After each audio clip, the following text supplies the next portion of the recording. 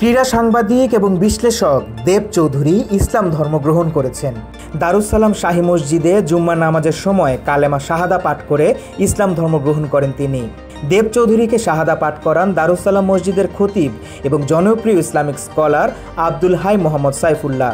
শাহাদা পাঠের পর মসজিদে উপস্থিত মুসল্লিরা তাকে উষ্ণ অভ্যর্থনা জানান। অনেকেই তাকে আলিঙ্গন করেন এবং উপহার হিসেবে ফুল ও পোশাক দেন। কেন ইসলাম ধর্ম গ্রহণ করলেন এ ব্যাপারে নিজে জানিয়েছেন দেব। তিনি বলেন, কারো প্ররোচনা, প্রলোভন বা অন্য কোনোভাবে প্রভাবিত হয়ে ইসলাম ধর্ম গ্রহণ করেননি।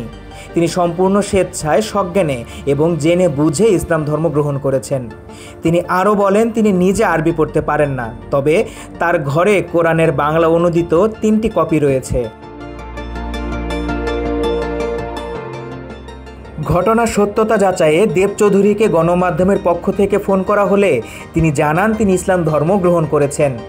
দেবকে ইসলামে স্বাগত জানিয়ে ক্রিকেটার শাহরিয়ার নাফিস তার ভেরিফাইড ফেসবুক পেজে পোস্ট দিয়েছেন।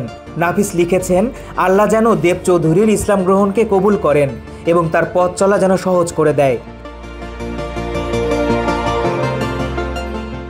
দীর্ঘদিন ক্রীড়া সাংবাদিকতার সাথে জড়িত থাকা দেবকে নিয়ে অবশ্য বেশ কৌতূহলী দেখা দিয়েছে জনমনে। কি হবে তার নতুন নাম?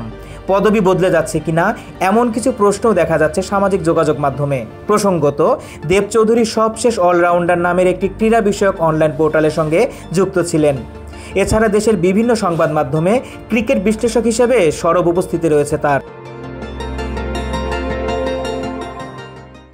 দেশ ও বিদেশের বিভিন্ন খবরাখবর এবং জনপ্রিয় ভ্রমণ স্পটগুলো সম্পর্কে জানতে LA বাংলা টিভির ইউটিউব চ্যানেলটি সাবস্ক্রাইব করুন। একই সঙ্গে নোটিফিকেশন পেতে ক্লিক করুন চ্যানেলের বেল আইকনটিতে।